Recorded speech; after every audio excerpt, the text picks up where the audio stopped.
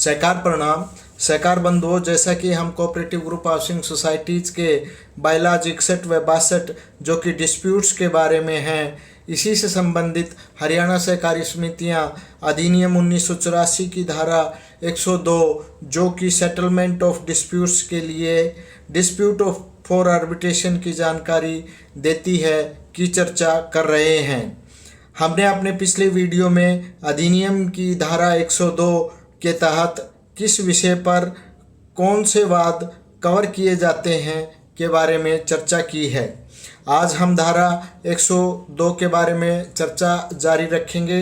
Video को ज़्यादा से ज़्यादा सहकार बंधुओं तक पहुंचाने के लिए शेयर करें, लाइक करें तथा कमेंट करें। चैनल को सब्सक्राइब ज़रूर करें। अधिनियम की धारा 102 का भाग 3 हमें बताता है कि यदि प्रश्न उठता है कि इस धारा के अधीन रजिस्ट्रार को निर्दिष्ट कोई विवाद किसी कोऑपरेटिव सोसाइटी के गठन, प्रबंधन या कारोबार से के विषय में विवाद है या नहीं, तो उस पर रजिस्ट्रार का निर्णय अंतिम होगा और किसी न्यायालय में प्रसंगत नहीं किया जाएगा। अधिनियम की धारा 102 का भाग 4 हमें बताता है कि मैनेजमेंट कमेटी मेंबर्स या सोसाइटी के पदाधिकारियों यानी कि ऑफिस बियरर्स के चुनाव के संबंध में उत्पन्न कोई विवाद रजिस्ट्रार द्वारा जब तक इंटरटेन यानी ग्रहण नहीं किया जाएगा, जब तक वह चुनाव परिणाम की घोषणा के 30 दिन के अंदर उसे दायर नहीं किया जाता है। यानी कि चुनाव परिणाम की घोषणा के उपरांत 30 दिन के अंदर ही चुनावी विवाद दायर किया जाना चाहिए। यहाँ पर हम सेटलमेंट ऑफ डिस्प्यूट्स के बारे में हरियाणा कोऑपरेटिव सोसाइटीज़ के रूल्स 1989 के कुछ नियमों की जानकारी देना ज़रूरी समझते हैं। हरियाणा कोऑपरेटिव सोसाइटी रूल्स 1989 का रूल 81 यानी कि 81 हमें बताता है कि जब अधिनियम की धारा 102 की उपधारा 1 में वर्णित विवाद संबंधित पक्षकार यानी पार्टी विवाद का निपटान उक्त धारा अनुसार करवाना चाहता है, तो पक्षकार यानी कि पार्टी का विवाद का सारांश, दूसरे पक्षकार का नाम तथा पक्षों का उल्लेख करते हुए रजिस्ट्रार को लिखित रूप में आवेदन करेगा। नियम 83 बताता है कि आर्बिट्रेशन की कार्रवाई में रजिस्ट्रार अथवा आर्बिट्रेटर जैसी भी स्थिति हो, सभी संबद्ध पक्षकारों यानी पार्टीज को विवाद की सुनवाई की तिथि, समय और स्थान की सूचना देगा।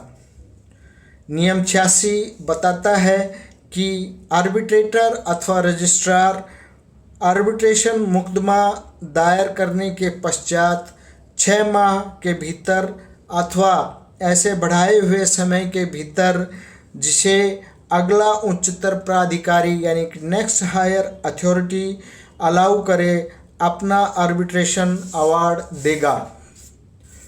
नियम 87 हमें कॉस्ट ऑफ आर्बिट्रेशन की जानकारी देता है कि आर्बिट्रेटर अथवा रजिस्ट्रार जैसी भी स्थिति हो को शक्ति प्राप्त होगी कि वह विवाद का निर्णय करने में खर्च अथवा किसी पार्टीज यानी पक्षकार को खर्च विवाद में ऐसे पक्षकार या पक्षकारों पार्टी द्वारा वहन किए जाने के आदेश दे सकता है, जिसे वह उचित समझे।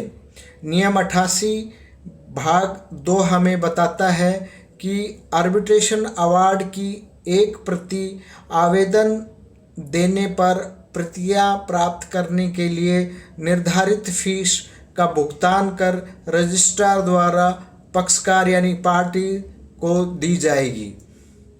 इसके अतिरिक्त हम बताना चाहेंगे कि रजिस्ट्रार सहकारी समितियां हरियाणा के निर्देशों अनुसार आर्बिट्रेशन केसेस के मामलों को सुनने के लिए निम्न प्रकार से मॉनिटरी सीलिंग यानी कि मॉनिटरी लिमिट्स निर्धारित की गई हैं, जिसमें नंबर 1 ARCS यानी कि सहायक रजिस्ट्रार सहकारी समितियां को अपने कार्य क्षेत्र में 7,50,000 तक के मामलों को सुनने का मॉनिटरी सीलिंग निर्धारित की गई है। DRCS यानी कि उप registrar deputy registrar cooperative society 15 lakh तक के मामलों को अपने कार्य क्षेत्र में सुनने की मॉनिटरी लिमिट निर्धारित की गई है। जॉइंट रजिस्ट्रार कोऑपरेटिव सोसाइटी यानी कि संयुक्त रजिस्ट्रार सहकारी समितियां 25 लाख तक के मामलों की सुनवाई के लिए through out Haryana state monetary ceiling limit निर्धारित की गई है। Number 4, additional registrar cooperative society यानी कि अतिरिक्त रजिस्ट्रार कोऑपरेटिव सोसाइटी को full amount through out Haryana state के मामलों को सुनने के लिए सीलिंग लिमिट निर्धारित की गई है। आगे हम कोऑपरेटिव ग्रुप हाउसिंग सोसाइटीज़ के बायलॉज की चर्चा जारी रखेंगे। आप हमसे जुड़े रहें, चैनल को ज़्यादा से ज़्यादा शेयर करें, लाइक करें तथा सब्सक्राइब ज़रूर करें। धन्यवाद। जय हिंद, जय सहकार, वंदे मातरम।